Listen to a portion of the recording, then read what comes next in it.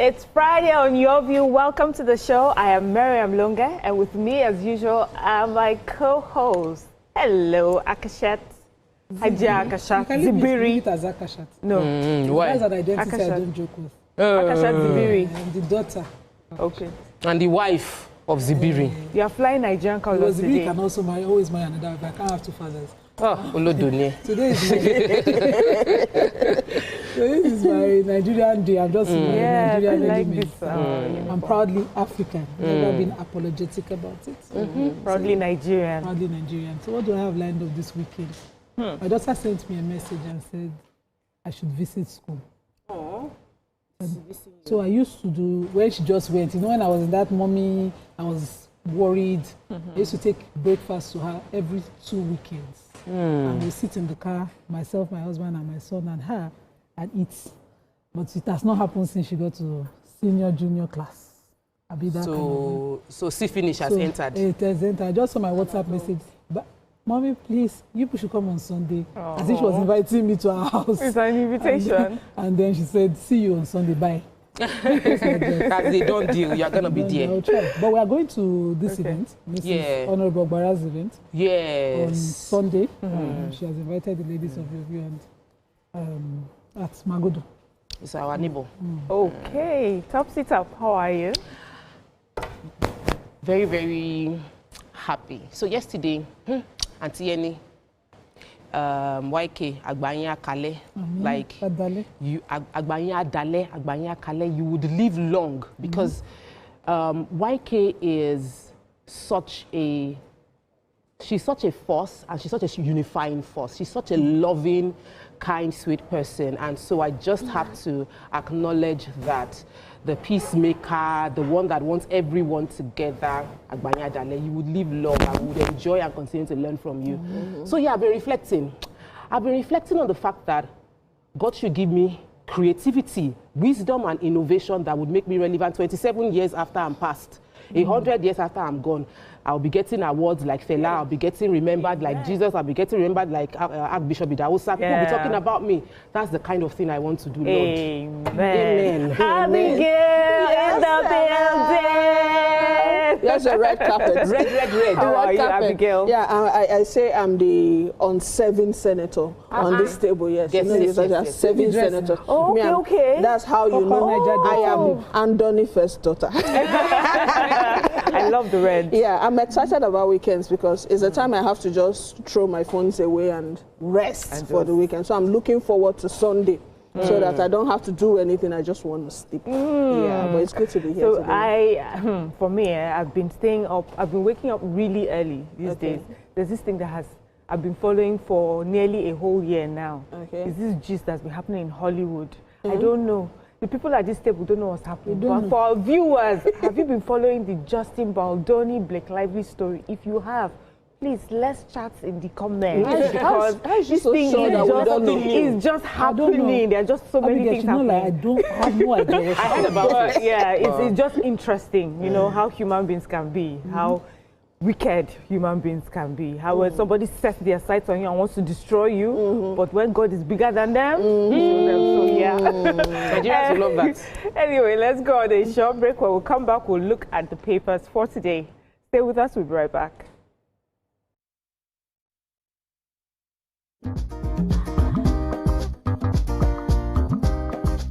Stay tuned. Your View will be right back.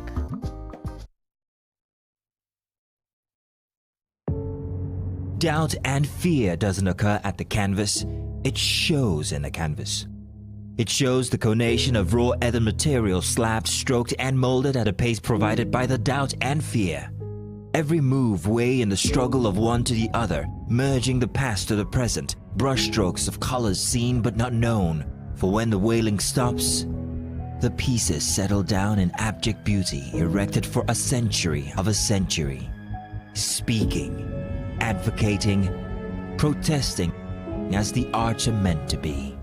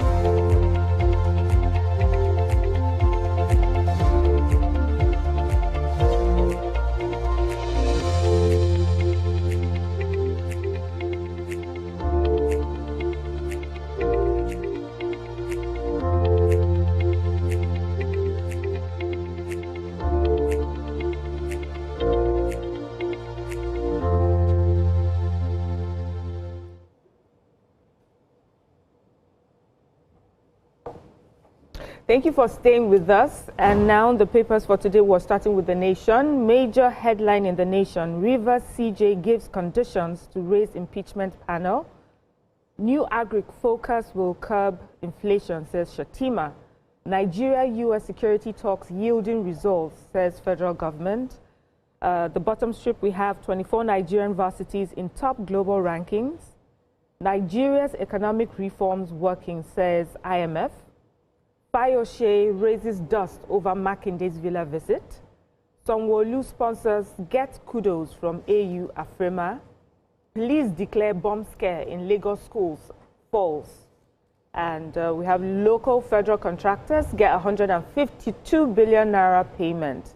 And we have at the very top strip here, Tinubu posts ambassadors to US, France, High Commissioner to UK. What do we have in The Nation? How did I miss the local contractors payment? Yes. After following the story, I have Rivers State, and the Chief Judge of Rivers State, Justice Amadi, has said that he will be abiding by the principle of least spendings and not proceeding to set up the 7-man panel as expected by the lawmakers and public. He says that there's a pending interim injunction preventing him from setting up the 7-man panel. And as a judge, as the chief judge of the state, the chief priest, he gave a scenario, a judicial opinion of one of the judges on the appeal court. Another election petition that had happened in Kwara, and he says that it's like, you know, you are the custodian of the oracle, you are the chief priest, and you are the one who is made to desecrate it. So he would be waiting. All parties, the governor had gone to the appeal court to get an injunction to prevent him. The speaker has appealed that injunction, and he will wait it out before he sets up the 7-man panel, basic. So what I have here, 24 Nigerian varsities in 2026, in 2026 global subject rankings. According to what we have in the papers, the Nigerian Universities Ranking Advisory Commission has hailed the nation's university system for the remarkable improvement in the global rankings of some of our universities. Yes, and according to the rankings, this was released on January 21st. And for the first time, 24 Nigerian universities made the global ranking list, making Nigeria the most represented country in sub-Saharan Africa. According to what we have, this covers like 11 subject areas, including arts and humanities, business and economics, computer science, education studies, engineering, law, life sciences, medical and health. So 11 subjects. And according to the NURAC chairman and former executive secretary of the Nigerian Universities Commission, that's Professor Emeritus Peter Okebukola, he described this performance as a testament to the resilience of the Nigerian people and the academics in general. So some universities were mentioned, University of Ibadan, University of Nigeria, and Nsukka. The usual. What were the new names? Were there any new names? They fell under the 301, 400 global ranking. Okay. So it's something to be happy about. There's one good news coming out from Nigeria today. Tokwe, do you have a story in The Nation? Definitely. Fayose, the former governor of Ekiti State, had exchange of words. So the governor of Oyo State, Seyi Makinde, went to visit the president. He had a press conference. Is he press briefing last month. In that press briefing, he spoke against Wike, accused the president of the challenges in PDP and all of that, said he wasn't going to support the president in 2027. And then suddenly he has gone to visit the president at the villa and came out and said, our relationship is harmonious. Then Fayose said, like, Fayose had a bug inside the meeting. Fayose said, that's not what happened though. He now gave us what really happened in the meeting. How he knew what happened in the meeting, I don't know. But according to the papers... it was a fly on the wall. According to the papers, Fayose said that he was told pointedly that he can't come into a closed-door meeting to eat up the words he said publicly. He also said that the president had told the governor of Oyo State that if it is about 2027, he's not involved at all, that he would support his party. So he said this is another thing he mentioned. He said that the governor, Seyi Makinde, demonstrated that they lack enough courage to say his word and stick to his word. The president told him that if it was official matter regarding Oyo State, you can come. But he couldn't come on his own. He had to solicit, according to Fayose, that he solicited another governor to assist him. That he took along the governor of Plateau State, Governor Caleb Mutfwang, that he should support him, and that what Makinde told the media briefing that he did concerning his relationship with APC and PDP, coming out to say that he supports and they are harmonious right now, is not that he's harmonious. It's because APC is not going to welcome him. That's the current thing on ground. And the president told Seyi Makinde that Wike has supported me and I'm not taking it for granted. So whatever you are saying against Wike, you and Wike deal with it. I will not stand against Wike.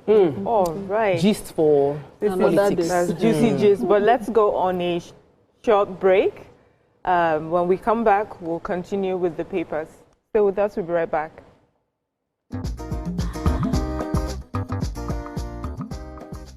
Stay tuned.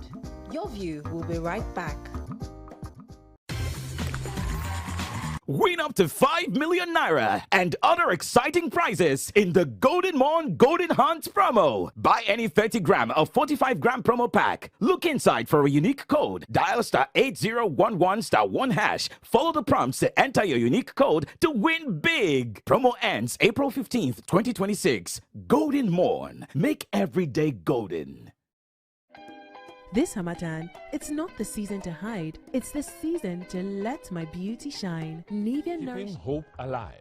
We are the drumbeats that refuse to be silenced, even when the rhythm falters. We are the green that refuses to fade. And the white that dares to shine. Hope is not a stranger here. It lives in our markets, our music, and our streets. Every dawn in Nigeria is proof that tomorrow is still worth fighting for. Hope is a child in the classroom, eyes wide, with dreams bigger than walls. Hope is the farmer planting seeds in faith, believing in rain and harvest. Hope is the youth unafraid to rise, rewriting the story of our tomorrow. Hope is us, millions of voices refusing to give up on the promise of this land. Nigeria, our independence is not just history. It is a call to keep believing, to keep building, to keep hoping.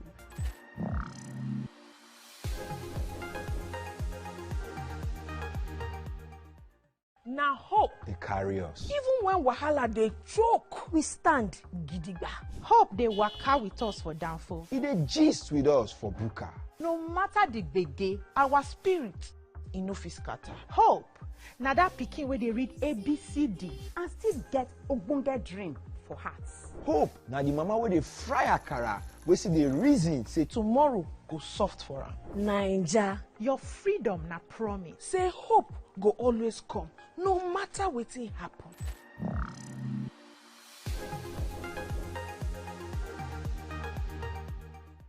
Think fast, play smart, win big. Quick Cash, the game show where every contestant gets the opportunity to win money. No long waits, no dull moments. Just quick questions, quick moves, and Quick Cash. Every second counts, every answer pays, and everyone walks away a winner. Are you fast enough for Quick Cash? Scan the barcode on your screen, and you just might get a chance to take your shot at instant fortune. Quick Cash, showing Mondays and Fridays on TVC Entertainment.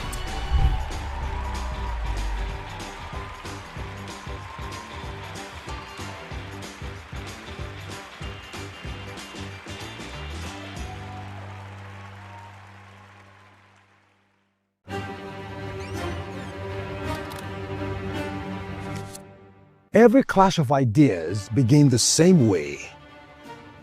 Differences. Killing in Ogun. Attack scare. Police deploy officers to top Lagos schools.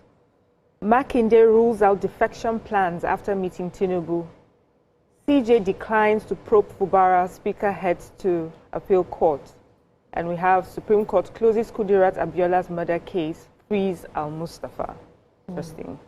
Okay, so the Supreme Court was forced to, close the case. It was a helpless situation. In 2014, they had granted leave to appeal to Lagos State to reopen the case, and Lagos State didn't take it since then.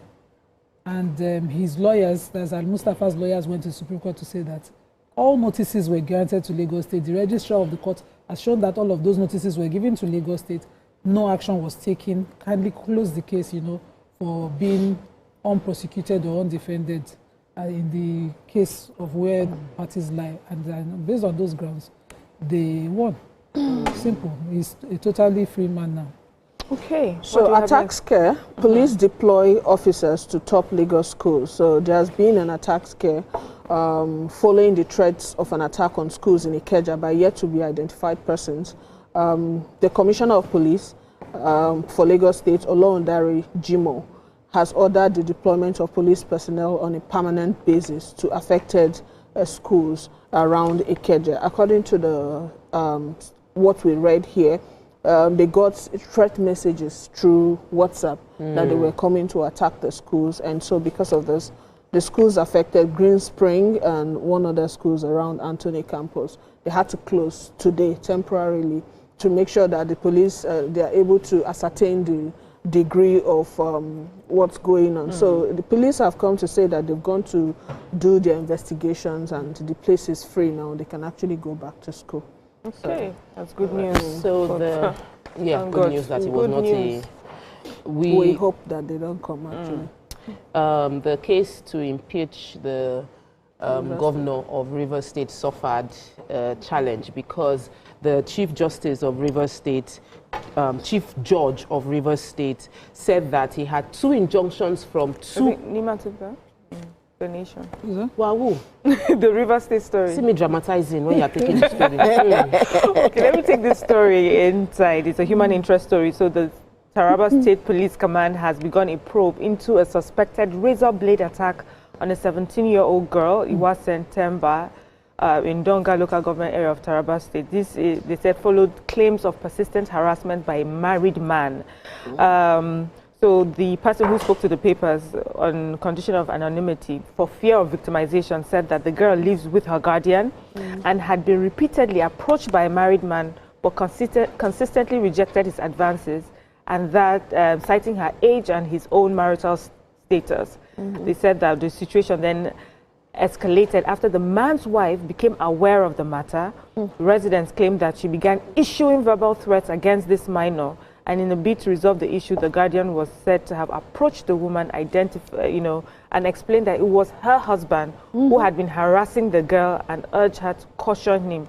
However, the situation, they said, turned violent when Abbas went to the girl's house, attacked her with razor blade, leaving her with facial injuries. Look at that. A married man running after a minor. He has refused his advances. And his wife gets upset and attacks her. She has a personality issues. Let me take the story of the governor of Lagos State, who has been consistently appreciated across the papers for sponsoring Afrima. They appreciated the governor as well as other sponsors who supported Afrima. Afrima was a 5-day event that held in Lagos, bringing together artists and delegates from 48 countries across Africa. It was a successful event. There were speakers from different African countries. They said Afrima has continued to project Africa's musical and cultural strength to the world, and the support and commitment from Lagos State government and sponsors and partners has ensured a smooth, memorable celebration of African music. And we hosted it, we Lagos people hosted it, and it was a beautiful one. Yeah, everyone's been commending the governor actually. The next paper is Daily Sun. Major headline, Fubara's impeachment plot suffers setback. We've taken that story, don't take it again. Shatima unveils Nigeria's food security plan at Davos. Tinubu posts 4 ambassador designates to US, UK, France, Turkey ahead of visit. Tinubu okays oil drilling at waterside Olokola deep sea port to take off. This according to Governor Abiodun. Foreign lenders drag FBN trustee Sulu Gambari to court over Necont Nest oil security deal. And finally in the Sun, Oranto Petroleum. We suspended oil exploration in Senegal last year.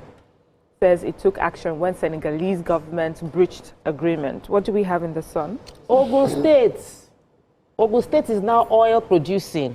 We're going to be getting 13% derivative funds very soon. But Ogun State has been aspiring for the drilling to be approved, and the president has approved that commercial oil drilling can take place at the Eba Ogun waterside. The governor disclosed it on Thursday while receiving the flag officer commanding the Western Naval Command, Rear Admiral Abubakar Mustafa. He said that this happened alongside other senior officers of the command during the courtesy visit to his office in Abeokuta. He reviewed the president has approved the immediate takeoff of the Olukola Deep Sea Port project located in Ogun waterside, marking major breakthrough and anticipated surrounding billion-dollar, like what happened in the Lekki, Ibeju Lekki area with the deep sea port and the refinery. We're expecting that in Ogun State, development, money will come in, multi-billion. While drilling, please protect your environment, protect our environment. Yeah. You know. Any other stories? Daily Sun? Natasha and the Akpabio Sikwe. In the Daily Sun? In the Sun. Okay. At the bottom strip, did you see it? You missed it. Oh, yeah. It's there, well. Okay. So Senator Akpabio has insisted, and he has moved on from the Court of Appeal to on this matter of judicial privileges, the one that was before the Senate Committee on Ethics, Privileges and Public Petitions, where after that petition, she was suspended for her behavior on the floor. So the matter has gone from trial court where she went to the appeal court. We thought the matter had been stayed because when we heard church father has settled there. Yeah. But now, the matter, there's a sequel. Senator Akpabio has gone to the Supreme Court asking for an extension of time to apply for leave to appeal. He's also contending the appeal that the Senate acted within their powers under the Section 60 of the Constitution, which grants the National Assembly authority to regulate its own procedure. His legal team is also maintaining that the presiding officer of the Senate is not mandatorily bound to immediately rule on every point of privilege once raised, and that, you know, just waking up the dead bones that we have already buried. But let's see, Senator Natasha on her own part is insisting that her suspension was unlawful and excessive, and Vanguard was able to get some of the processes filed at the Supreme Court. I like the fact that she's still working and fighting. She's working and fighting. Yes, so not like the rest. Abigail, you have a story? Castle rustlers, robbery suspect arrested in Oyo. The Oyo State Police Command has arrested 2 suspects, suspected cattle rustlers, Abu Muhammad and Aliyu Bello. They were apprehended following a swift response to a report received at Area Duabi Divisional Police, headquarters. So according to them, they saw these guys, they stole some cows and they were taking it out, and then 26 stolen cows. They said they estimated at 6.250 million. They caught them and recovered the cows. So along the line too, they still did mounted roadblocks and saw some robbers, caught some robbers. So they were just giving like a report of what they have done this period so far. But it's also good that we see results after all. That's our next paper, Nigerian Tribune. Kaduna abduction. U.S. wants Nigeria to strengthen protection of Christians. UN says 35 million Nigerians risk hunger after global funding collapse. Nigeria's cashew export hits $400 million. I am comfortable in PDP, says Makinde. He meets with Tinubu at the Villa. Then Tinubu seals deal with Shell to unlock job forex flow. Ambassadors, Tinubu posts to USA, Are to USA, Oke to France, Denkingari to Turkey, and then we also have Chief Judge rejects request to constitute impeachment panel, and find a health story here. Milk, whole bread diets dramatically reduce cholera infections. What do we have in the Tribune, Nigerian Tribune? Okay, Tribune? Yes. Supposed to have the health Someone story. has the health story, milk, whole bread diets. No? The order of which this story is going to the well. So researchers at the University of California, Riverside have shown that dairy-based proteins and wheat may significantly weaken cholera, a dangerous infection that, causes severe diarrhea and can be fatal in some cases. Yeah. This study shows that they found that diets high in protein, especially casein, the main protein in milk and cheese, and wheat gluten can dramatically limit cholera, a deadly bacterium that has the ability to take hold in the intestine. And this was published in the Cell, Host and Microbe magazine. Okay, that's what's cholera out. Let me not go for bread So for the cholera. UN, That's interesting. The UN story. UN Yes. says 35 million Nigerians risk hunger after global funding collapse. It's so sad. But well, it's what they have thought out or projected. So nearly, according to them, nearly 35 million Nigerians are at risk of hunger this year, including 3 million children facing severe malnutrition.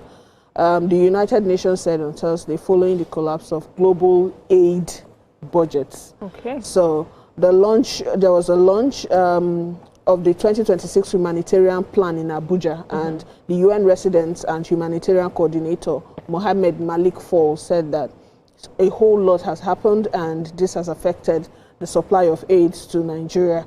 According to him, he said conditions in the conflict-hit northeast are dire, and he said that civilians in Borno, Adamawa, Yobe states are facing violence and a surge in suicide bombings. And according to the projection and all they have they said that 4,000 people in the first 8 months were attacked and killed. That's like the whole number they got for 2023. So it's actually very sad. Yeah. Congratulations to the ambassadorial designates. But that's all we can take from the papers this morning. Let's go on a short break. When we come back, would look. We have a special feature of the day. Stay with us. We'll be right back.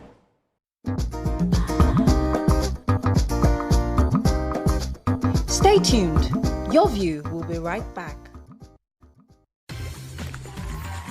Win up to 5 million naira and other exciting prizes in the Golden Morn Golden Hunt promo. Buy any 30-gram or 45-gram promo pack. Look inside for a unique code. Dial *8011 *1#. Follow the prompts to enter your unique code to win big. Promo ends April 15th, 2026. Go. Could be a disagreement. Two voices, two views, standing apart. Or an argument. A battle to win, to prove, or to conquer. Both are born from differences. One can open the door to respect. Sound, are you ready? And the other close it with fire. Two perspectives, but one big issue. Are you good? Yes, I'm good to go. So do we argue to fight or disagree to understand? 3, 2, 1, we are live. This is the big...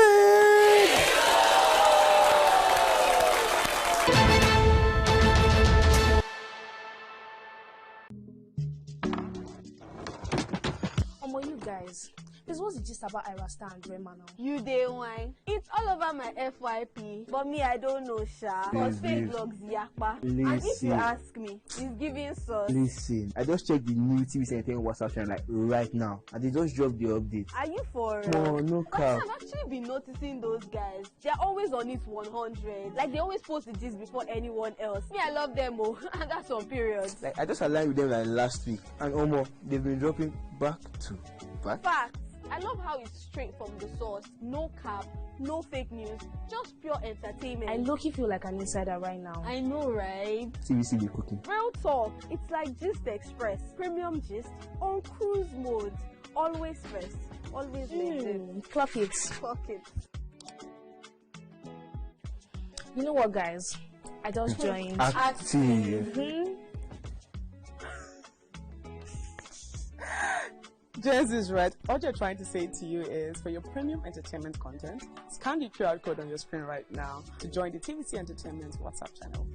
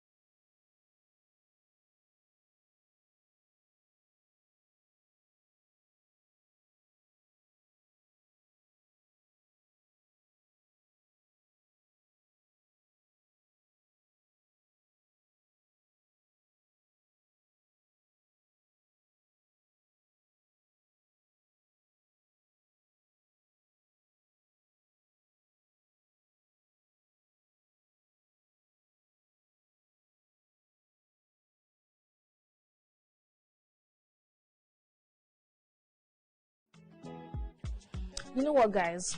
I just joined.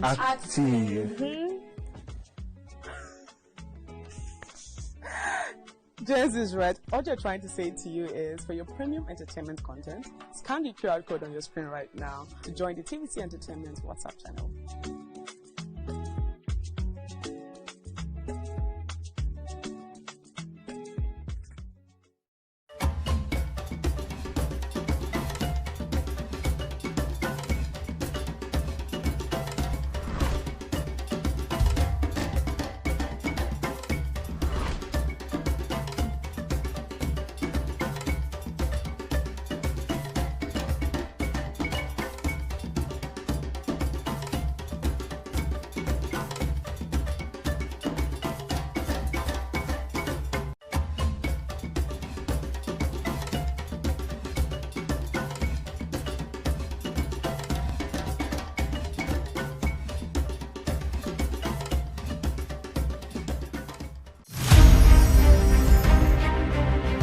Muhammad Ali was born and raised in Louisville, Kentucky on January 17, 1942. His birth name was Cassius Marcellus Clay Jr.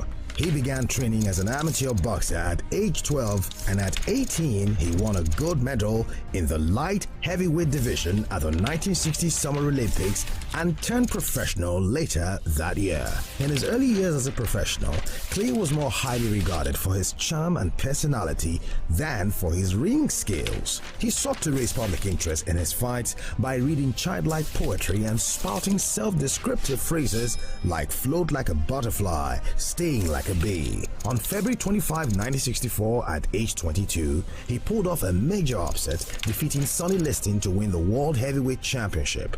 That same year, he shocked the boxing establishment again by denouncing his birth name as a slave name and formally took the name.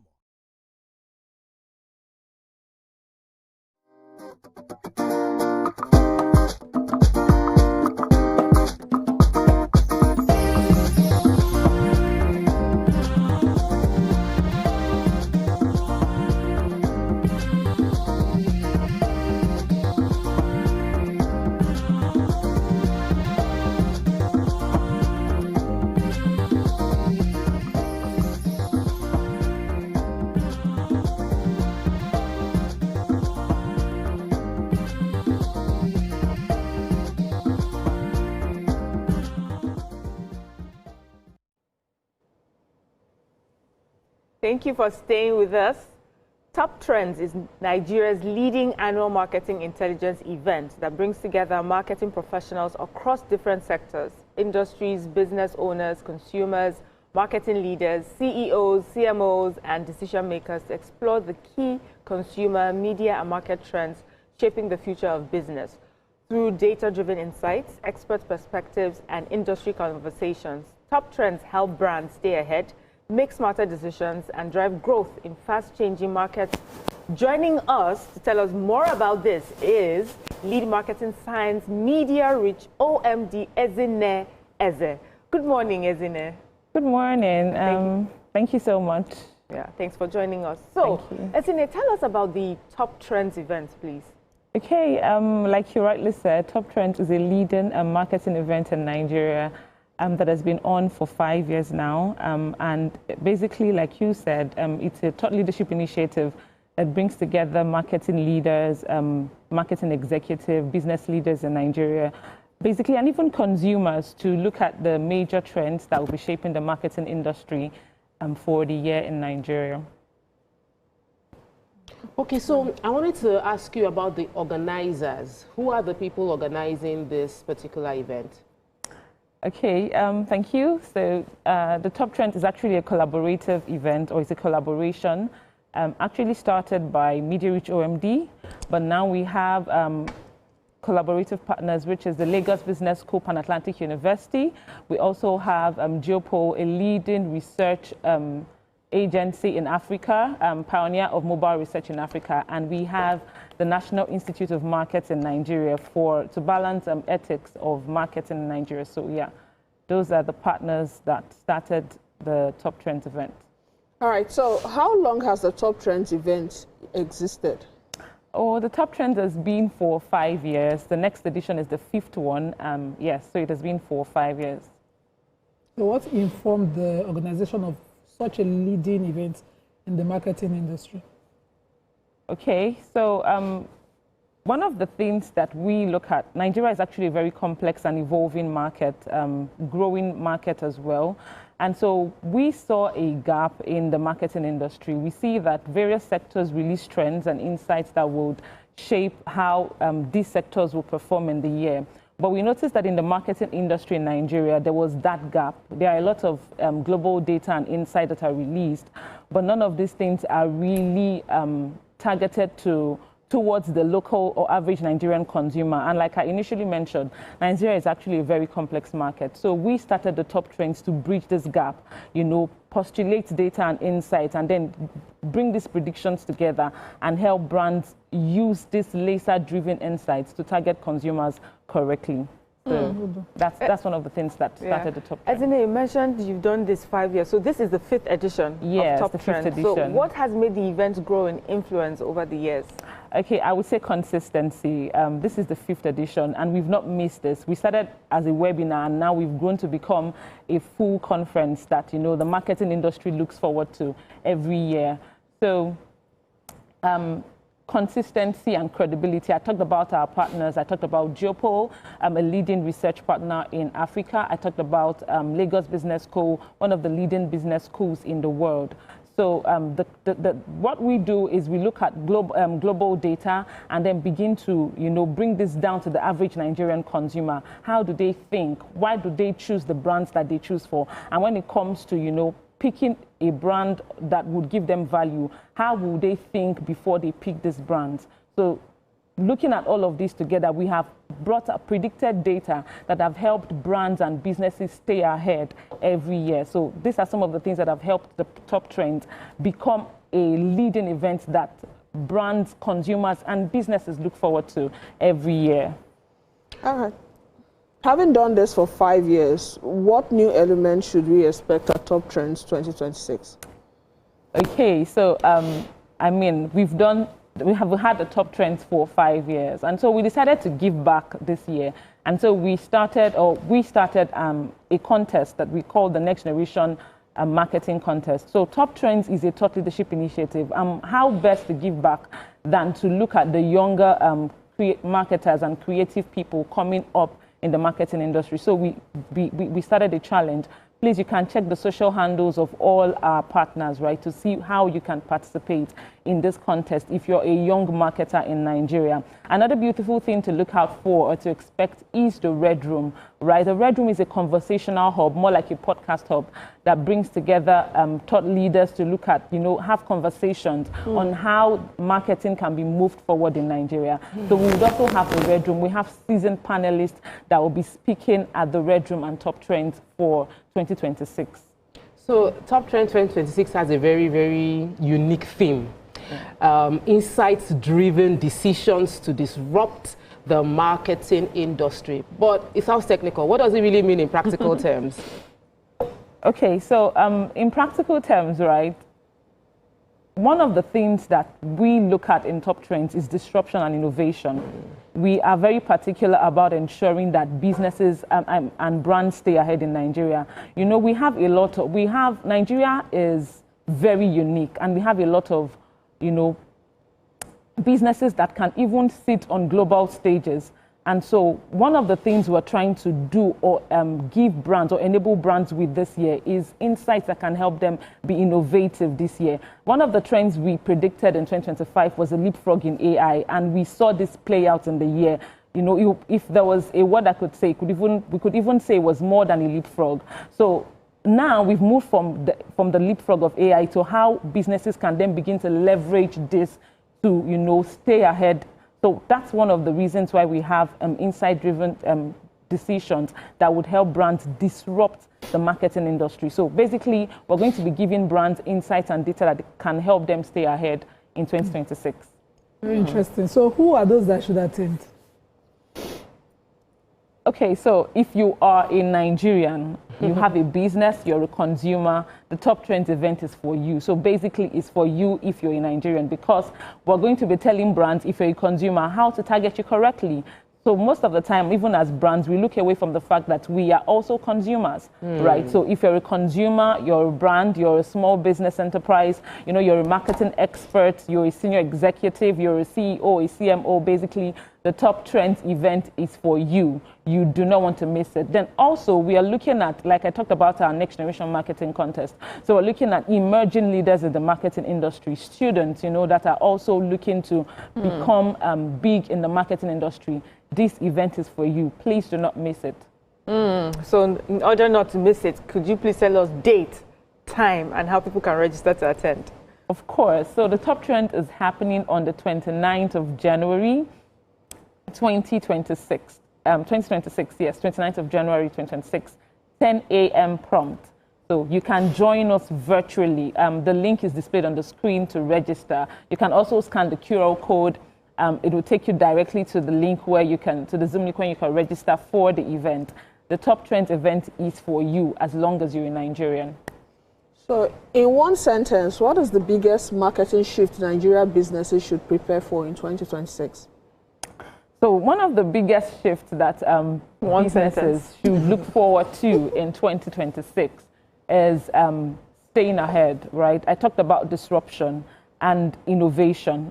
There are a lot of businesses and brands in Nigeria. How can you be different from, you know, your category? How can you offer value that your competitors already offer, and then you can be considered when consumers get to the point of the moment of truth that we speak about in marketing? So these are some of the things that brands should begin to look forward to: innovation, disruption. These are the two key points that would help them stay ahead in 2026. Thank you, Ezine Eze, for joining us today, and that's the Lead Marketing Science Media Reach OMD. Let's go on a short break. When we come back, we'll look at our topics for today. Stay with us, we'll be right back.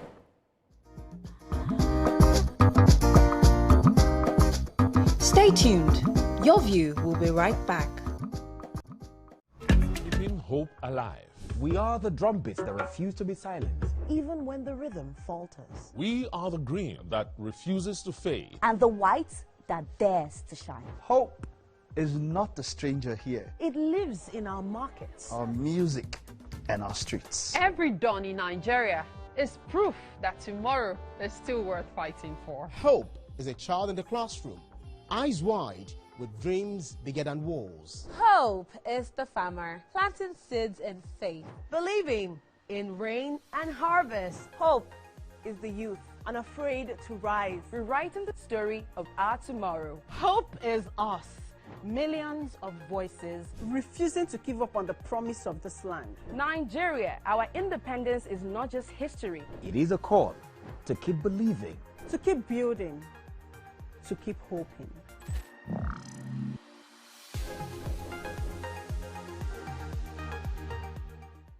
Now hope. they carry us. Even when wahala dey choke, we stand gidigba. Hope dey waka with us for downfall. It dey gist with us for buka. No matter the gbege, our spirit e no fit scatter. Hope na that pikin wey dey read ABCD and still get ogbonge dream for hearts. Hope na the mama wey dey fry akara, wey see the reason say Tomorrow go soft for am. Naija, Your freedom na promise. Say hope go always come, no matter wetin happen.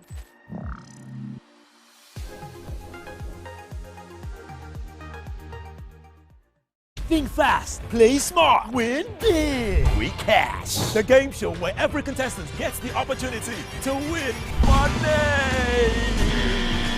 No long waits, no dull moments. Just quick questions, quick moves, and free cash. Every second counts, every answer pays, and everyone walks away a winner. Are you?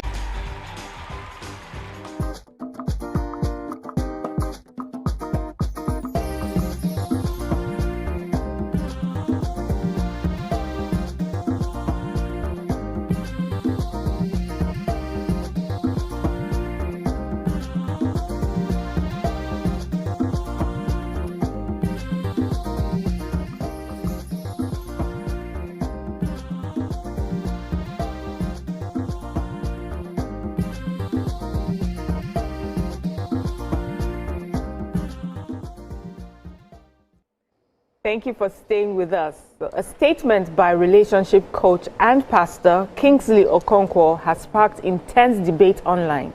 According to him, many men lack what it truly takes to be good leaders, arguing that once money is removed from the equation, several men fall short in spiritual, emotional, mental, and moral capacity. He further questioned the long-held belief that a man's primary role is simply to provide financially, describing it as an outdated mindset that no longer reflects today's realities.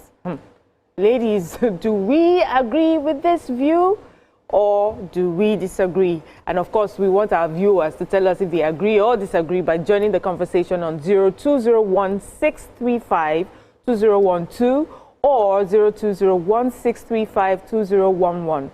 And you can tweet to us at TVC Connect using the hashtag YourViewTVC, and we're streaming live on YouTube as well at TVC Entertainment.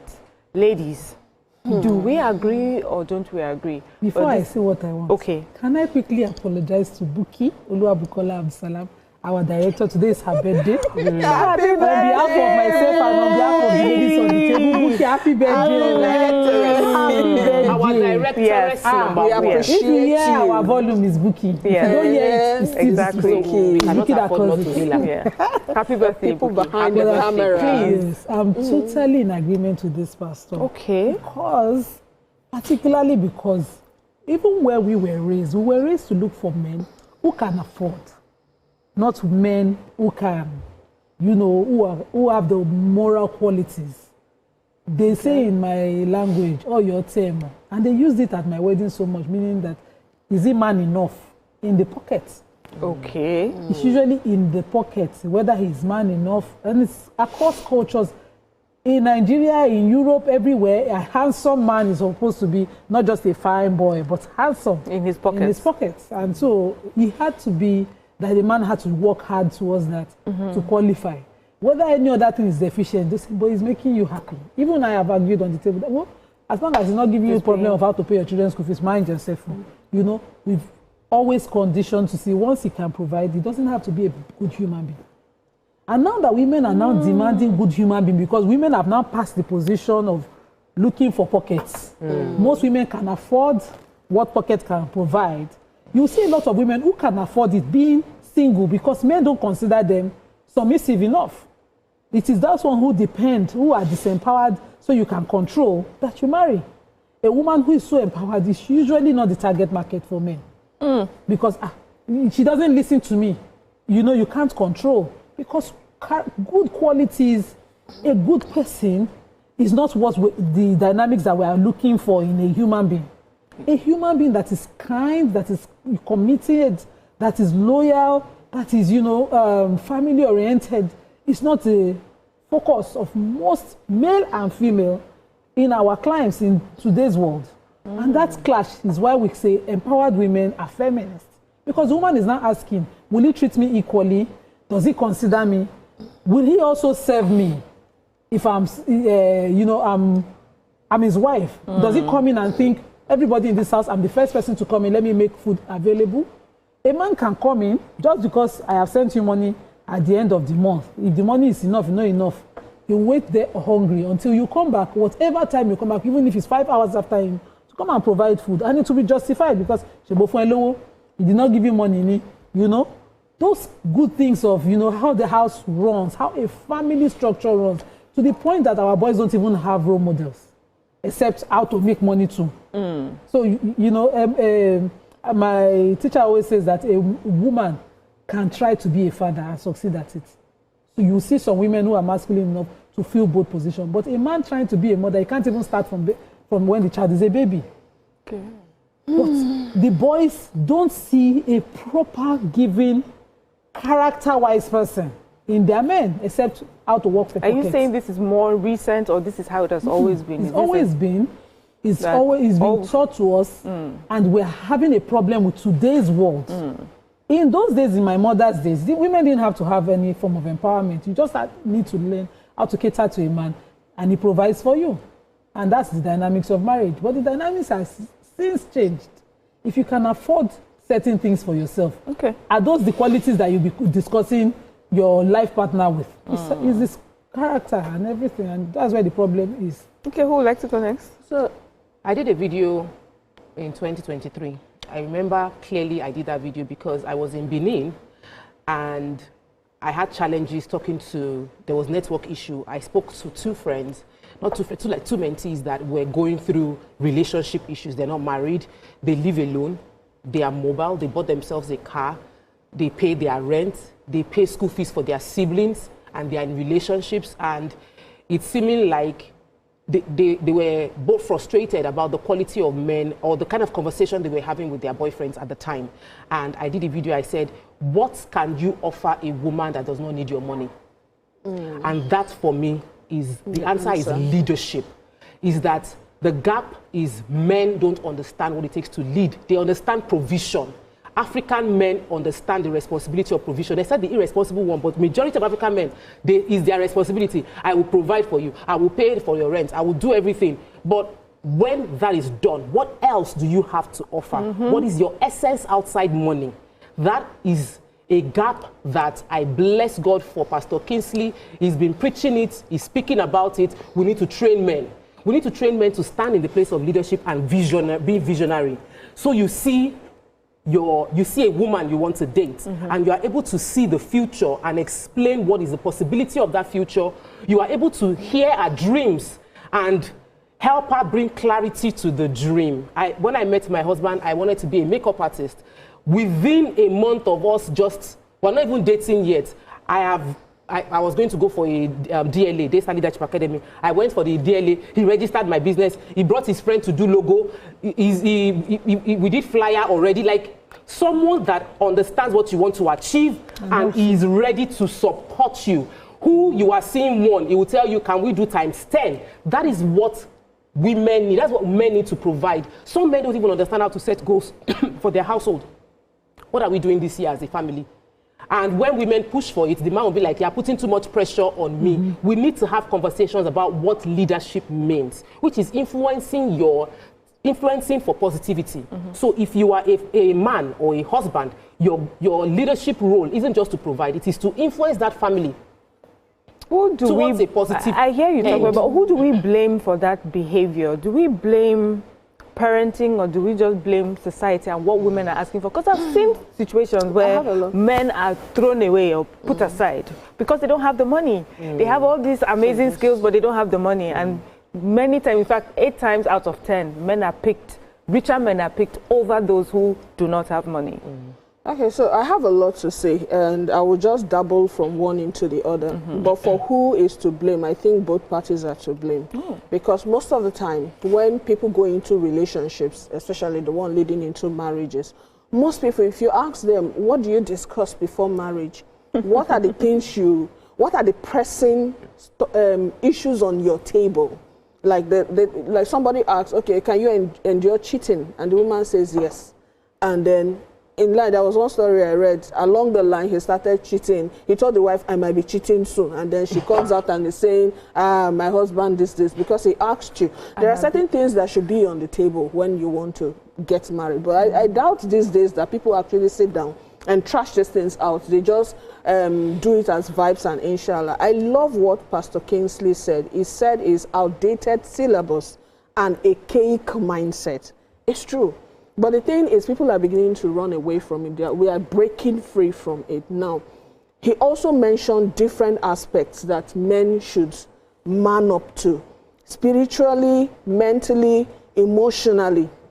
Now, for spiritually, most men believe that, the spirituality of the family lies with the woman. Meanwhile, as it is with the Bible, the man is the priest in the house. I was listening to Pastor Bolaji Idowu the other day when he was talking about the man being the priest in his house. And being a priest means you have to intercede for your family. It's not your wife that should have the war room. It's not your wife that should be praying for husband and children. You should be the one. So most men have failed in this aspect. So spiritually, the man is supposed to stand up and be the cover because he is the head. It's like most men now, they've relinquished their headship to their women. So men have to man up. So Pastor Kingsley is correct when he says that. So mentally, your wife sometimes, she loses herself women sometimes when they get into marriages, you're not as snatched as you used to be, your face is not as fine as you used to be. You see that you're struggling to maintain your self-worth to keep your husband, and most husbands even make it glaring to you that I don't appreciate you anymore. I've had someone tell me that after she had her first child, she has never made love to her husband for over 3 years now. Yes, that the husband tells her that I don't like big tummy, you know, I don't like big tummy. That kind of stuff. You have to be there mentally. Is the husband 12? Oh. So I'm just saying that Pastor Kingsley did not just say, he broke it down, and mentally, you know that women go into depression. They lose their self, and most of the time they take it out either on the kids or the people around them. So men should support their women mentally. That time that your wife is feeling, I'm no longer responsible, I'm no longer looking good, you should appreciate your wife. Take her out and help her mental state. Most men don't do this. They don't read the room. They don't support. I'm now, hearing emotionally, all this you're saying, right? Can I land with this? Okay, can I finish land? then. So, emotionally, you know that most of these marriages, there was one Nollywood actor who said, if you take away the kids from the equation, when kids have grown up and they've gone out, you will see that the marriage has been dead long ago. So the emotions are no longer there. So emotionally, you know, they call women the weaker cells. They are the ones that are the emotional ones and all that. But it's not wrong for a man to be vulnerable at all. So when decisions happen that make the woman stand at the receiving end, men should be able to be emotional towards this woman. For instance, now, you're thinking of, okay, we have 2 jobs, children are coming in, somebody has to drop for the other person to come. Mostly it lands on the woman's table. She's the one who gives her career, gives way for her career and other things. And then you are the one that is, she's helping you build your legacy, taking care of your children, and the children are answering your name, and then you're not even empathetic towards her. So men have to be emotionally connected to these things that happen to women, because most of the problems happening in families is because of their negligence towards this aspect that Pastor Kingsley has said. I have to tell you, I love how you've broken it down, you know. I like it. It sounds great, but as I'm sitting here, I'm not a man, but I'm like, if I do all these things, then what will the wife do? And I know that there are people will be asking that, because we had our roles, you know, the way it worked before. It was easier. Everybody knew what they were supposed to do. The wife is supposed to pray. Well, I go out there, I hunt, I make the money. It's not easy making the money. Sometimes I'm out of my house at 4 a.m. Before I come back, it's late at night. I make sure I provide this kind of lifestyle that my wife wants. She wants to travel the world. She wants to send her children to school. She wants to do this business. She wants to hang out with her friends. It takes a lot of work to do that. And now you want me to add emotional, mental, prayer. Please, who wrote this role? Well, let me address a bit of the ease of the past. I know that you also would want to say something to that. In the past, it was easy to just drop money and leave. Women would raise the children, manage the household. The man's only responsibility was to just put money on ground. But there was a gap there and protect. The gap in that we were having gap in terms of children, especially the boy child, even girls. Girls were having the gap that they didn't have a father figure. They had a provider, but they did not have the nurturing and support of their father. So they were seeking that male support from boys very early. And when you see the man step into that role for the girl child, those girls are more confident. Girls that had the love and support of their fathers are more vocal, they are more confident, they are more successful, and they are less prone to abuse. They are less prone to abuse because they are more secure from their house. Also for the boys that have support from their father also turn out stronger. So, but we see the gaps now. The reason we see the gaps now is because the men didn't sit up then. They dropped money and left the room. The few men that you see that are responsible and doing amazing job had mentors or decide to retrain themselves to say this is a better life. We didn't have enough models that showed how masculinity could still be as a father. Masculinity beyond providing. Masculinity in terms of understanding the emotional support the woman needs per time. We didn't have that. And we were not discussing it because we didn't even have the, you know what you don't know, you miss it, because I don't even know that is necessary. If I've never eaten pizza before, I don't know what they are missing. But when you watch movies and see them eating pizza and they're like, oh, it's so delicious. You're like, I've never eaten this pizza before. Maybe I should try it. But if you've never seen it before, I don't know what pizza before. Pizza, I'm eating amala, I'm eating eba. I'm okay. Edikaiko is the best thing in the world. Until you now see somebody say, pasta and they are eating it. So what we are now saying is some people are coming out with their marriage and saying, oh, this is what my husband is, or this is what I do. And other women are realizing, you mean men can provide this kind of support and still do this and still provide financially? Wow, this is what we're missing. Then we are not, all of us are opening our eye now and saying, we want more, we want more. Give us good roads, give us good house. That's the way it is. So where we are there, and men need to now man up into that role, especially because you now have women who don't depend 100% on you financially. You need to show more. You know, the other day we talked about men who are not being committed financially, where they just stay back. Oh, my wife is empowered, she pays the bills, you know. And so it just feels like if we're asking men to show up in all these other ways, can we excuse them from the money-making part of it as well? Excused. Excused now. Women were beaten, even though they provided. They were made to condition to tell society, oh, my husband bought it. It's my husband. It's a guy. So that they, you know, to keep the men's ego well oiled. And men need to understand that leadership is beyond shouting it. I'm the man. We are not in the cave anymore. Nobody is asking for your biology. I like where you went. We're not in the cave anymore. So times have changed. Times have changed. We are not in the cave. Your leadership is to lead, and you have to have emotional intelligence for it. When you see they call for conferences for family and all of that, you see women. Because we always think we want to solve our family problem. But men always say, I will solve it. Don't worry, when we come back. Let's go on a short break. When we come back, we'll continue with our conversation. Stay with us, we'll be right back.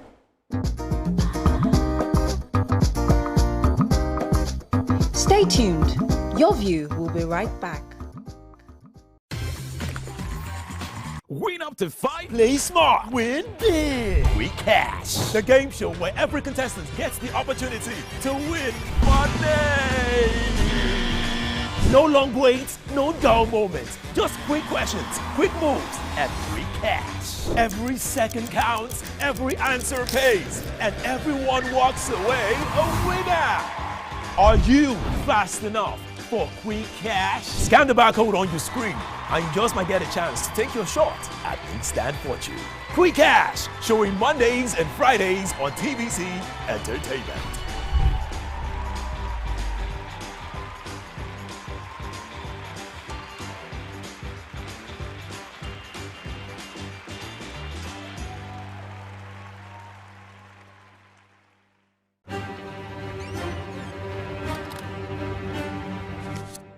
Every clash of ideas begin the same way. Differences could be a disagreement, two voices, two views, standing apart, or an argument. A battle to win, to prove, or to conquer. Both are born from differences. One can open the door to respect. Sound, are you ready? And the other close it with fire. Two perspectives, but one big issue. So are you good? Yes, I'm good to go. So do we argue to fight or disagree to understand? 3, 2, 1, we are live. This is the big...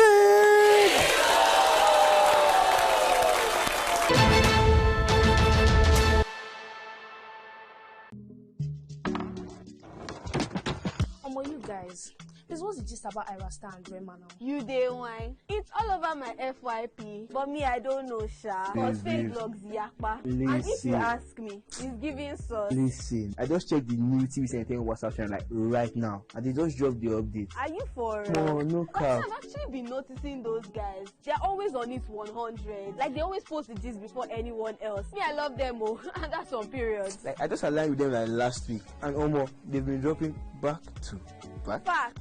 I love how it's straight from the source. No cap, no fake news, just pure entertainment. I low-key feel like an insider right now. I know, right? TVC be cooking. Real talk. It's like Gist Express. Premium gist on cruise mode. Always first. Always legit. Clock it. Clock it.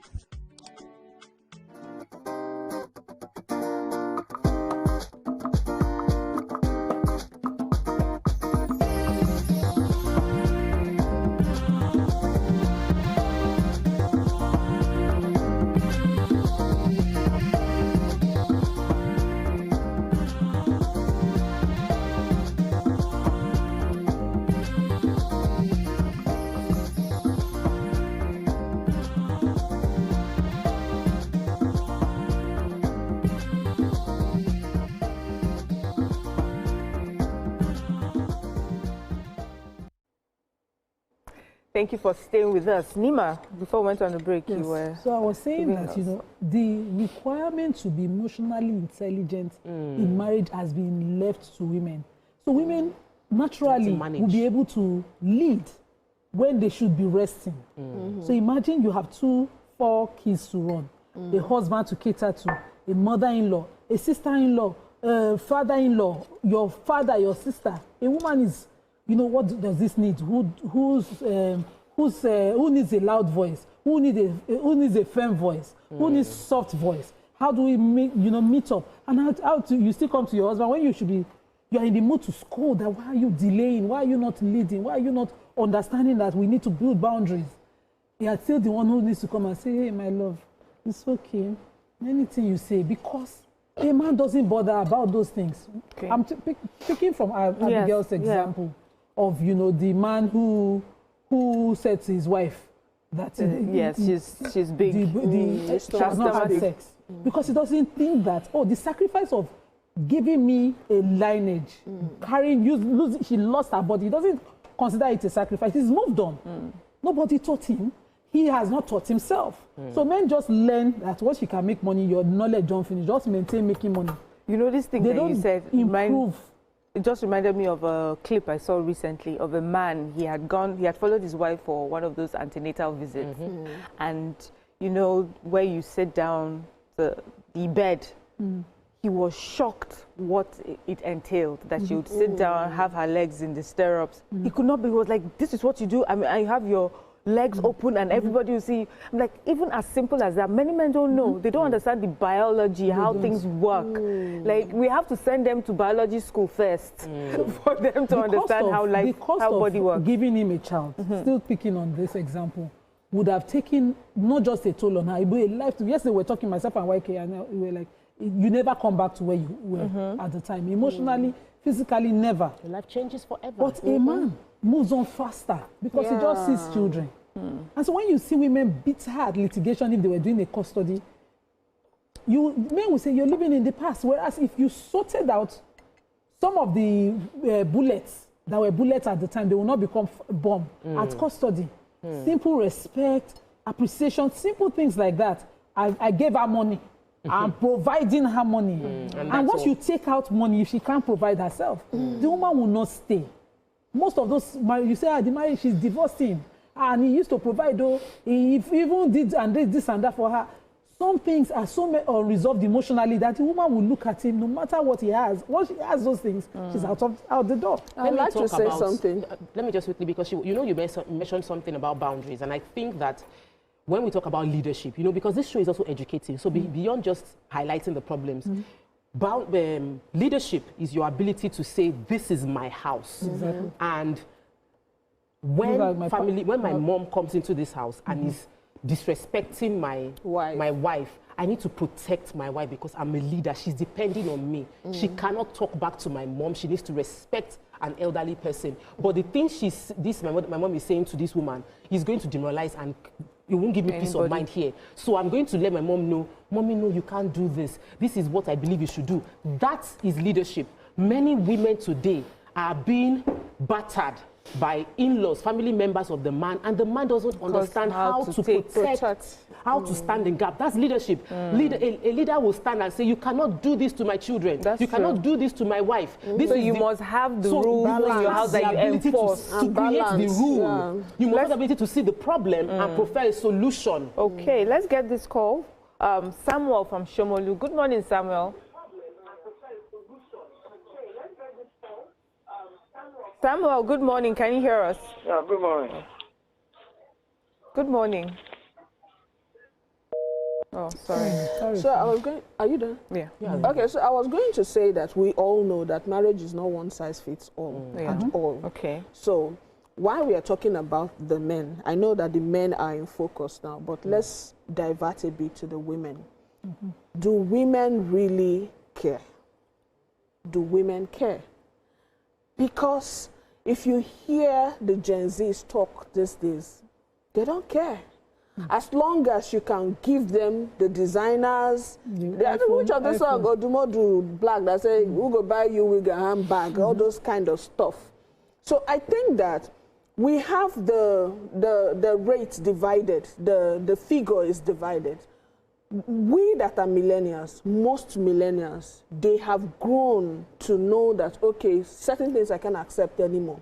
But then you doubt it when it gets to the Gen Zs, because in as much as they are still trying to do their stuff, it now feels like they are looking for somebody who will be the sole provider. Provider that will still do other things. Like you will provide the money, you will still wash the plate, you will still do everything. I want a rich, tall, dark, handsome, and godly, and God-fearing. Someone said to that, go and check the right hand of God for that person. Anyway, we have a call from Abuja. Abdulaziz. Good morning, Abdulaziz. Good morning, Abdulaziz. Hello. Hello. Good morning. Good morning. How are you? Well, I'm in thank you. Welcome to the show. Please go ahead and make your contribution. Now, you see, from what you are saying, I think the main issue, the fundamental issue is love. True love is very scarce nowadays. People think money can buy love or otherwise, but no. When you have true love, even if that woman is providing the psychological support, just like one of you mentioned the other time, that when a man gives support to the children, especially whether girls, whether boys, you will see them, they come up with confidence and they'll be bold to say anything where they are, anywhere they are, and they'll be successful. I think it's Tokwe that mentioned that. That is exactly the issue. When there is true love is very, very fundamental. Because the woman, it will not go into her head that because I'm providing, he will lose the respect for the man. The same thing the man himself, when he knows that this woman is providing, will look at it as this is temporary and tentative. My responsibility is to provide for my wife, my family, and as well give them that security of life. So it really matters when both of them understand what true love is. And that is the fundamental issue that is missing in this world today. Okay. Thank you. Thank you, Abdulaziz. Can I land with my thought? Okay. So I was going to make 3 other points that this gender war we see these days is because women are adjusting, men are not wanting to adjust, because it's now putting them at the place of service. They are now saying that, okay, we can no longer sit down, spread our legs and be reading newspapers while my wife is working. It will be seen as unfair. So men are finding it hard. You see this thing they call shock. They are finding it hard to adjust to the new realities. That's why we are having this fight. My husband is not doing this, my wife is doing this. Now I want to say something that our generation, we've learned what we've been formed, we've been molded, but the present generation, they should think of how they will train their boy children.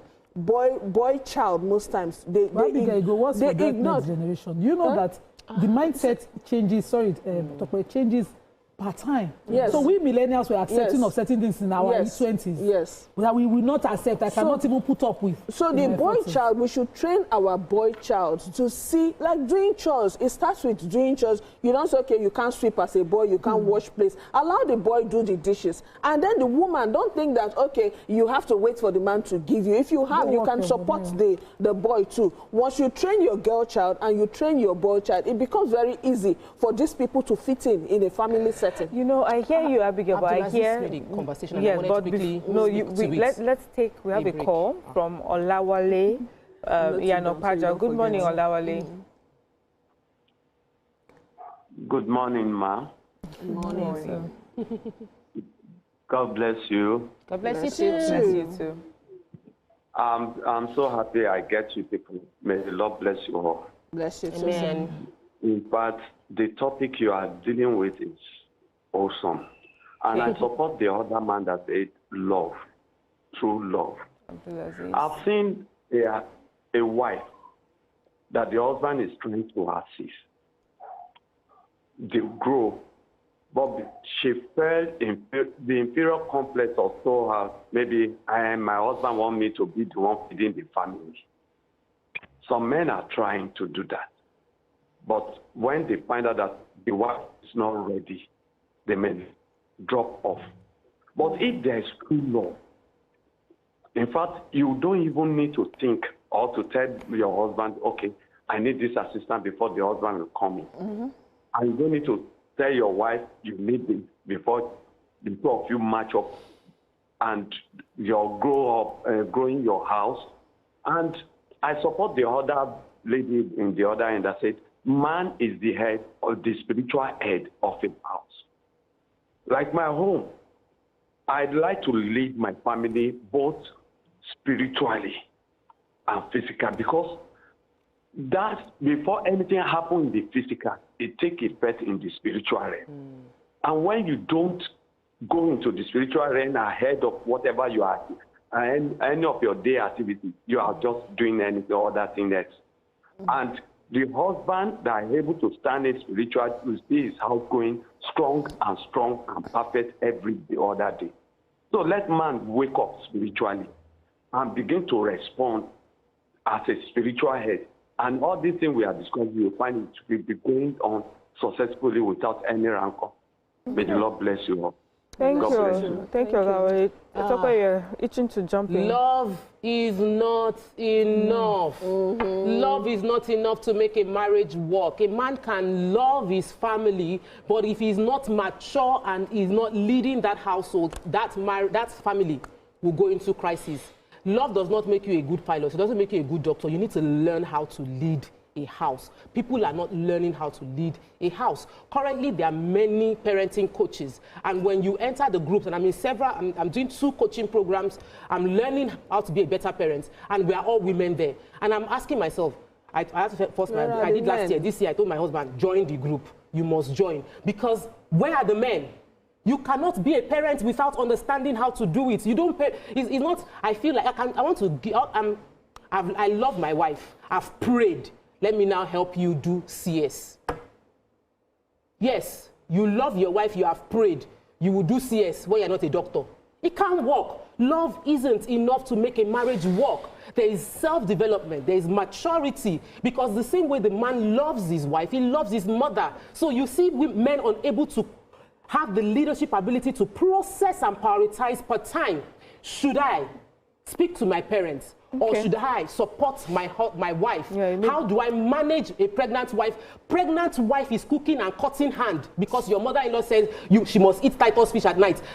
Priorities. That was very specific. It's a true story. So we are talking about the callers are saying love and spiritual leadership, because that is comfort zone still. I love you so much. I've provided for you, but I need leadership. I need you to guide me. My son, our son is misbehaving. You're not saying anything. There are many things, there are components that work together. So you have to be on a self-development journey and maturity journey. But let me ask this question. I'm asking it because in giving your point, Nimat said something about times are changing. And you also talked about Gen Z and the things that they want.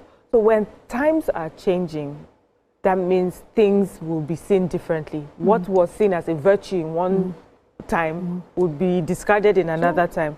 And let me just give an example. I've heard younger people say, all these things that women are fighting for, independence, women finance, I'm not with you people. Soft girl life. That's why I said, no, I didn't say times. No, you had said we're not in the cave anymore. Okay, so, yes, at that time. But when I was referring to Abigail's, I'm talking about changing as maturity comes. So a younger woman, maybe with less income or no income, would accept a man with a bad behavior.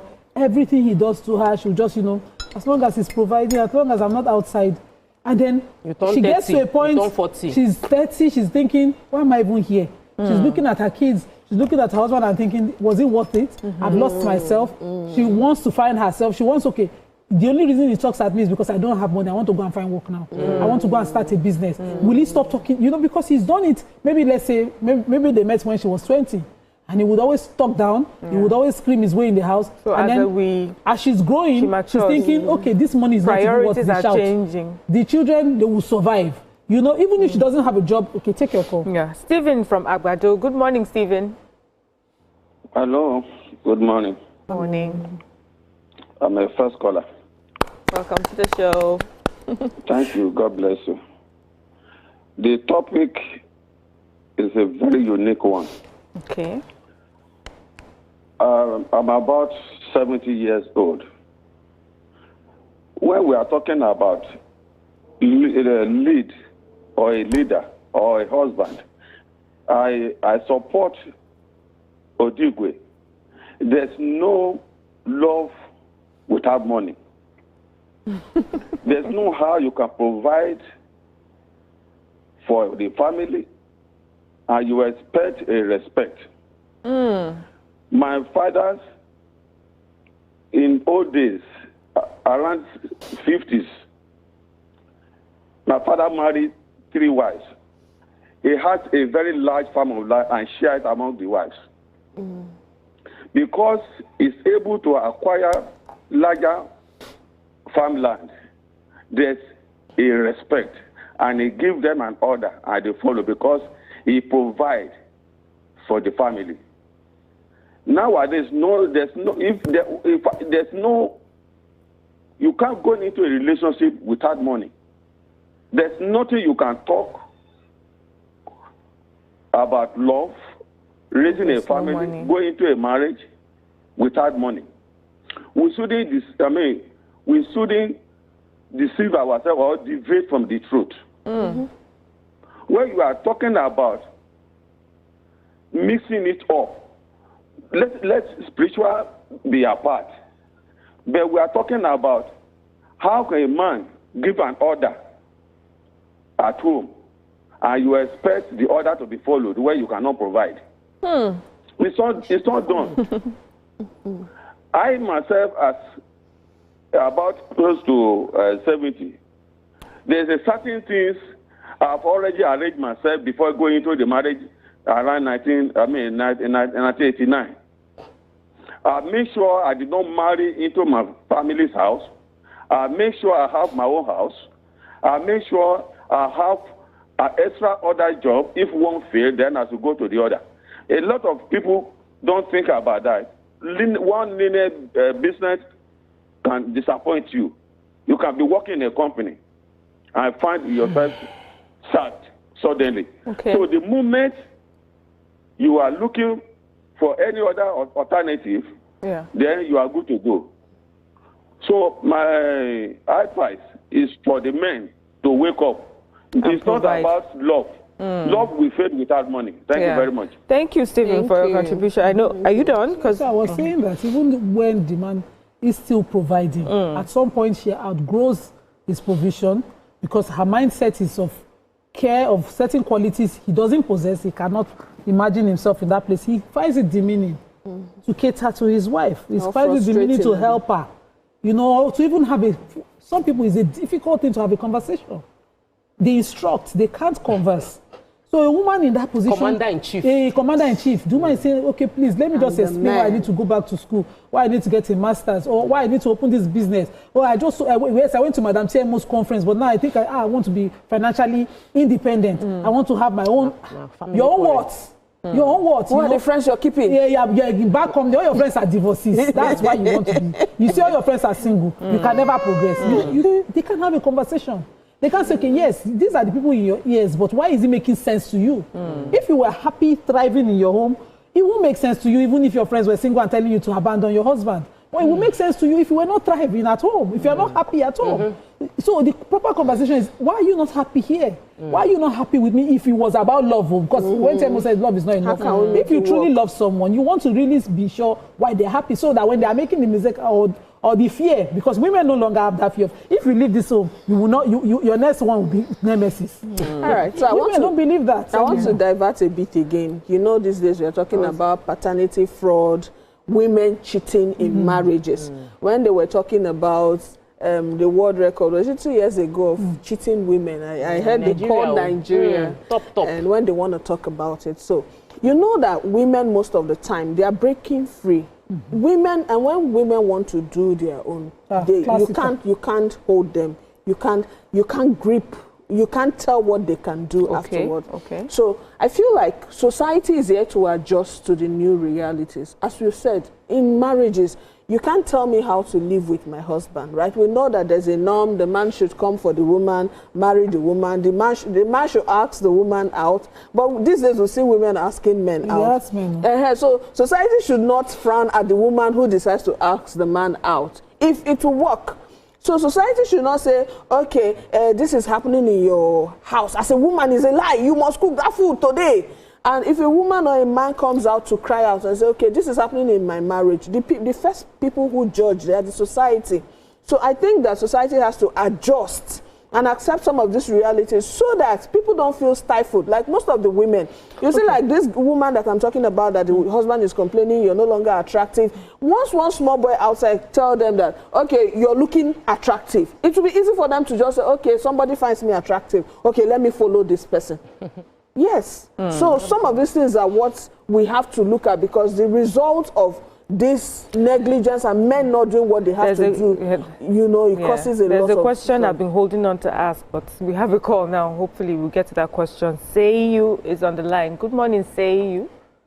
Say You. No. Oh, wow. Say You. Good morning, Say You. Good morning. Good morning, ma. Good morning. Yes, ma. I'm first time caller. Welcome to the show. Welcome to the show. Yes, ma. I want to contribute to the topic of the day. Please go ahead. From my own point of view, I think marriage has to do with two things. That is, once we have it at back of the mind that the marriage is by worship and life, then I think everything will be okay. Because when we say it's by religions and life, when you say by religion, you have to obey the husband. Then by life, at least two of them has to be, there's supposed to be something that's a mutual things together. When a man brings, and if the man doesn't have, the woman will help the man. I think if that one, your understanding is in between of two of them, then at least that thing will be okay. Then but the other man that spoke the other time that marriage is all about, there's nothing like love without money. Yes, I believe that. But when you put the priority on money alone, sincerely speaking, at least there will be a certain time that the money, maybe at times, that thing will just come down. Then, if it's because of the money they love each other, I think the love will die. Thank you. That is my own point of view. Thank you, Say. I think Say is talking about balance. So I think it also brings me to the question I've been, working on in my head, that if we were to ask today, just looking around us, the people we know, if a woman was to make a choice today, or what sort of leadership do we see women responding to today, in this new times, these modern times? What is the sort of leader she's responding to? Is she responding to someone who is emotionally intelligent, supportive, mentally there, while women responding to the provision type leader? Let's look at what we're seeing today in today's times. I don't think there's a one size fits all, because women but there's are not an average. Women is not one. Even on this table, each of us represents a different class of women. I get that, but we're talking about an era. Different eras come with different culture, behavior, pattern of behavior. So in this era, what do women actually gravitate towards when they are picking a man? People in their early 20s would say right now that they want someone who is financially responsible, because the language over and over again you hear online is like, I don't want to be, I want soft scale life. I want but I've heard women in their 40s say the same thing. And the hustle. The majority of girls now feel like, I don't want to, my parents hustled with the man in the beginning, but it wasn't like it made any major difference at the end of the day, because they still had to fight for themselves and fight for the future they wanted. So why should I now find a small boy I'm going to be hustling with? However, the changes happen. When I was young, a lot of people around my age too wanted someone that would give them the soft life. They were marrying for money when I was younger too. So it is that as people get older, the 20-something-year-old today might be saying, I want a girl, a person that has money. Ask that person in 10 years' time if she's not married. and her expectations and desires will change because she has had more maturity. So that's why I feel somehow about saying that culture, when we're talking about, oh, culture is changing, the culture really, yes, there's a bit more awareness and knowledge, but people change. A 20-year-old is different from a 30-year-old, from a 40-year-old, from a 50-year-old. If you are looking at the majority, changes happen and our expectation changes. When I'm in my 20s, I can say I cannot marry somebody shorter than me. Then you realize when you're in your 30s that height is no longer I get that, but you know, I'm really talking about money and provision. There's a reason why I'm asking that. Let me take Amaka's call and then we can continue. Amaka, good morning. Amaka from Yanopaja. Good morning, Amaka. Hello, good morning. We can hear you. Morning. We can hear you, Amaka. Please go ahead. Hello? Welcome, Amaka. First time caller. Oh, first time caller. Welcome to the show. I really love the show.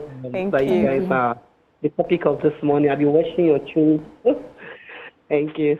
Okay, what I really want to say is most men of these days are no longer leading their home. I had a topic talking about a topic or program that is held in that has to do with men. I think many men need to go back to seminars that is teaching mostly on marriages, on how to lead, how to handle home, because most men are seen as now as grown-up babies in the house, that even the women have to be one to leading in most of the things that is going on in their home. So I think my little contribution this morning is that men should grow up to be able to meet up with the standard of being a man so that they can be able to lead their home. Thank you. Thank you, Amaka. Thank you very much. So I was going to say that, you know, it's with expectation. So as a young woman, you've married, money was not your focus, because in some homes, money wasn't what you were supposed to come in with. You're supposed to grow so that when he becomes richer, he takes care of you. You will now find that woman in her 40s and thinking nothing changed. He got richer and got worse. He became a bad person, or money even exposed worse side of him than I wanted. And you know, I was never compensated for my sacrifice. And the woman, when you ask such a woman where she is unfulfilled, she wants to leave, and it will not be about money again. And you can find someone who, from the beginning, I saw my mother. The beninging for her, she suffered till she was bitter to death. I do not want to suffer bitterness in my life. Let him just bring money. We'll compensate if he's not a good person. I will find a way. And some people survive that, you know. And so some is, he grew older, he lost his money, an amazing man. So money doesn't always feature. But when a man puts money as all he needs to have, he might have an unfulfilled home. You even have kids who know their dad has money and they are so unhappy because nothing is working. He's unaccountable, he's disloyal to even his children. And you know, you see the man who, I see the argument all the time of people saying when the man now gets old, he needs a smaller wife. It's because you were a miserable person from the get-go. You don't need a smaller wife if your kids were in love with you, even till death. Some kids are in love with the dead memory of their dad. I hear this style, this side that you're all pushing, but I've seen situations, real life situations, where the man did not have the money, the woman had the money. He showed up in many ways, but because there was no money, the wife was almost seen as the leader. Because there were decisions that only money can complete that decision. If we are going to this travel here, no, not necessarily. Mentality for some. Why I'm leading this conversation this way is the fact that, you know, we started this conversation almost saying that men cannot do, once there's no money involved, they don't have anything else to do. But I've seen men who have other things, the mental, the emotional, but that money doesn't get them the respect that they deserve. That money sometimes has been a cog in the wheel of how their family runs. The mentality of their when men are lined up and they're supposed to be chosen, they are not necessarily chosen because of these other things that they have. They're mostly chosen for the money that they have, and then you find out if they are good or if they are kind. And the reason, you know, I'm going this way is, when we look at it this way, we take away the blame from the man only, because it seems that it's only the man that has the fault. That's why he finds himself. He does not have the what's the word I'm looking for? It's his fault that women in modern times are not, gelling with them very much. So I'm saying that sometimes men are insisting on wanting that money leadership, that provision leadership, because that's what the society wants from them. That's what that's how the society gives them respect. So it's not necessarily their fault. It's that the society is asking for it. The women are asking for it. The children, their homes, their colleagues, that's what they're asking of them. That the richer you are in the midst of all your other colleagues, the more respect that you get. The richer you are in your church or your society, the more respect and recognition that you get. So no matter how good you are, if you don't have that money, you won't be seen as that leader. So I married my husband, and I've said it, we're owing house rent into the house that we're moving into, 2 years. I didn't tell my parents because I knew that there would be an issue on ground. Sorry, Dr. Let me just interrupt you before you go ahead. Hassan is on the line. Good morning, Hassan. Good morning, everybody. Good morning. Please, I have something to say here. I can see that most of the men that are calling you, they are very, very diplomatic with you. And you are very blunt to say it the way you feel it is right, in your own way. Let me be very, very frank here. You see, let me pass a message to you, all of you, on that executive table. Men are divinely ordained to be leaders in their homes. There's nothing anybody can do about that. Even among you people that are saying man is the head, while women are the neck, I don't believe in it. That the neck is controlling the head. That's an irony. It's an insult to men. It's a leadership given to men by God. And when you talk about money, women don't respect you if you cannot provide. Let us be frank with ourselves. They don't. Look, you feel disappointed if you don't have money to drop in your home to maintain your family. And that leadership can only be maintained if you are putting down that money. But what is coming out from most of you, more especially you, the educated one, is that apart from dropping the money, you want to take our own dignity to join. You want us to join you in the kitchen. You want us to join you taking children to school. Even you want us to join you in the labor room. Please, people are designed for different things by Almighty God. God designed women to give birth. God gave them the energy, you understand, to raise the children. A man dare not carry a baby for 1 hour. He will get exhausted. But women can carry you for more than only God knows how many days. It was the energy provided, given to women because they were designed to do so. Do you think the women also? Hello, sir. Hello. Do you think the women don't get burnt out? Do you think they don't get tired of doing these things? Let me tell you, all this kind of a thing is coming out from educated women because they are not concentrated mothers. They work outside. They are not concentrated mothers in the sense that they go outside to work and they combine it with motherhood. So that is why they are seeing that thing as a multitasking. It's very clear. And secondly, so are you saying that they are taking on too much? All of you have been saying something. All of you have been talking about your mother-in-laws. Mother-in-law, mother-in-law, mother-in-law. None of you ever spoke about your mothers. And in matrimony, you will see a man respecting his mother-in-law, as his own mother, biological mother. But women, more than educated women, they find it difficult to respect their mother-in-laws. I don't know their problem with mother-in-law. Any problem, they attribute it to mother-in-laws. As far as you can be patient with your mother, please be patient with the mother of your husband. Thank you, Hassan, for your contribution. Let's go on a short break. When we come back, we'll discuss Hassan's contributions.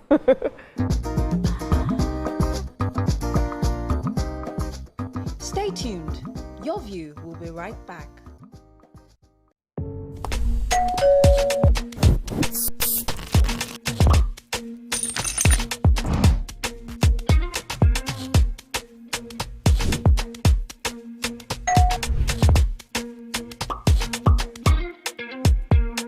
In 3, 2, 1, we are live. Welcome to East Flash.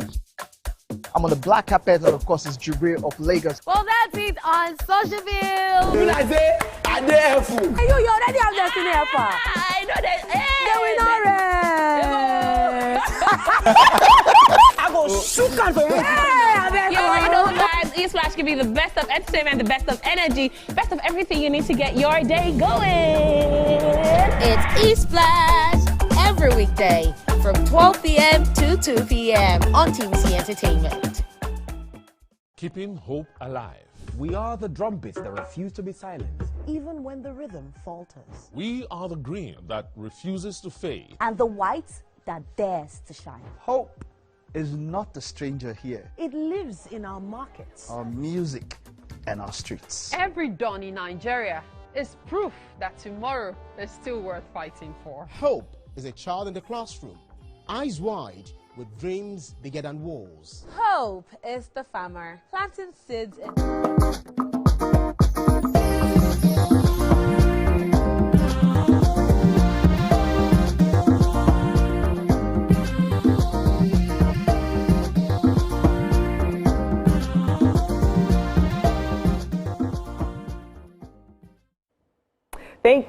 Thank you for staying with us. Tokwe, you were about to respond to my question. Before Hassan's call came in, I was talking about the fact that when I married my husband, I knew that there was house rent, and because before I married him, when we met, he was going through, like, he just had a major financial crisis, put all his money, took loan to do a particular business, and the business didn't pan out. So it was a case of he was in recovery mode, but he had leadership, because leadership is not about how much you have. It's about leadership is an action word. It's about how you act. It is what you do. It's not what. It's not a man is the head, is the leader. Oh yeah. When should we leave the house? What do you think? Some men can't even make a decision. Like, they are indecisive, and you say you are a leader. You cannot put boundaries in place, and you are a leader. You cannot speak up for your family, and you are a leader. What do we call leader? Having money in the pocket. And the money issue is an African-Nigerian issue. It's not a global issue. It's an African issue where basics are not provided for. So anybody that has money, regardless of if you are a man or a woman, you are respected. So if it is a man that has money, of course you'll be respected. If a woman that has money, they will respect you. Money is respected. Money is power in Nigeria. Not leadership, not influence, not good works. Just have money, that's power. But that is contextual. It's here. It is why marriages that seem to be working in Nigeria just move to UK or Canada or US and everything scatters, because the system there is different. It's not even about whether the woman is making more money. It's just that the system expects more in terms of leadership, more in terms of responsibility beyond cash. Responsibility beyond cash. Hassan's conversation was very, very, it feels like he was using pin to choke my body. Like, literally, like, you're using pin to choke my body. Like, what part of the conversation? So much from men. He was giving the feeling like, we're asking, so why should a man be in the labor room? Why are we expecting a man to be cleaning the house? It's because women are distracted and they are doing many other things. Educated women are enlightened, and that's why we are talking too much. Okay, you cannot understand what a woman goes through. I can't understand what you go through. I can't know how the shoe is pinching you unless I wear the shoe. So there are assumptions that my mother gave birth to my younger brother, stood up from the bed and went to the kitchen and cooked why can't my wife also stand up from the bed after delivery and cook? Well, if you went through the delivery and see that she had CS or she had cuts, you would understand better.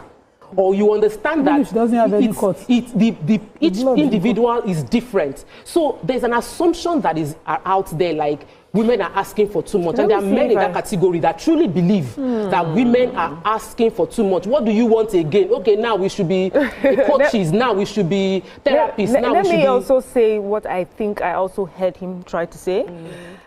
He said something about educated women, and I think he used that, for me, I'll explain it, that he used that generally, meaning women who are empowered, enlightened, and they're doing a lot of work. So if you as a woman choose to not just be a mother, you have decided to also get a job, of course, the burden will seem much bigger on you. Because if we were to compare you to a woman who has decided, you see this my role, I want to be a nurturer and a mother. I'll put all my resources and everything and my strength here. And then that's all she does. While he does the provision for her to be able to do that. So in that way, they are partners. He said, well, this multitasking that women are doing, they have brought it upon themselves. You're doing this at home, you're doing that in the workplace, you're doing this, you're traveling here, you're doing all this.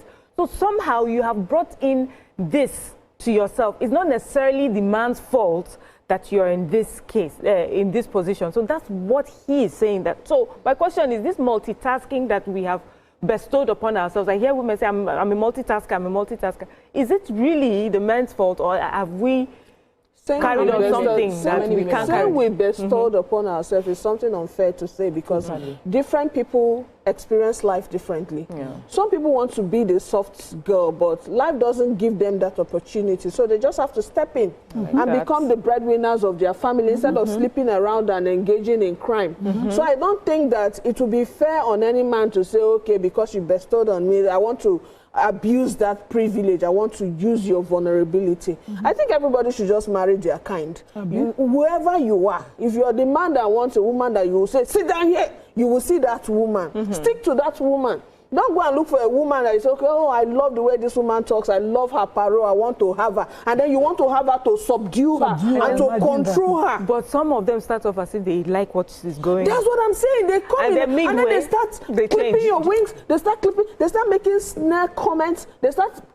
Women, Nima knows, has plenty stories. Some will call you a man. You always share those stories. Women who were full-time housewives and their husband passed on and they have nothing to do. Families, not even that. Several of them just because they were okay being housewives. They were taking care of the children. They did it for 15 years and the children are doing well. But the man died. Remember, the man died without knowing he was going to die. And so there was no plan for how the children will go to university and all of that. Then they will insult that woman. Sometimes they can't pay house rent again. And she's left on the streets. So we've seen this happen. So we now tell women that because you don't know what happened to your husband, you to have something, have a skill, you have a brain, be able to do something, but you are not saying that exploration is all we are putting too much on ourselves. Even being a full-time housewife is a whole lot. So I wanted to answer when Mary said we brought this on ourselves. We didn't. I'm asking. Reality brought it on us. It's the fact that, you know, the same setting that this man grew up will not support you as a housewife. If anything were to happen. I'm not even saying he died. I'm saying he got broke or he had an accident. He's alive, but he can't help you. And then family will say, you see, now you kill her, now your wahala kill her. You know, you have kids, and the wahala is not disappearing, and you're not learning how to write with your left hand in old age. You're forcing your... So most women, having lived it through somebody else's experience, maybe mother, aunties, say, I don't want to ever be there. Even fathers, when they were raising their daughters like us, were saying to us, never will you be in the position where you can't help yourself. And forcing their daughters to take courses that will make them managers and CEOs as opposed to being secretary. Fathers were saying to their daughters, start a business that empowers you so much that you can afford whatever you need, even whether you have a husband who is providing for you or not. So they raised empowered women, and they didn't raise empowered men. They didn't raise empathetic men. And we are here today in society. Women didn't bring this on themselves. Women had to adjust to their realities. And that reality today, men too have to adjust. Unlike what Hassan said, when we talk about mother-in-laws and father-in-law, when we talk about mother-in-laws, because what they need to give their mother-in-law is beyond a stipend every month. It's not that when they are visiting their mother-in-law would host and cook for them.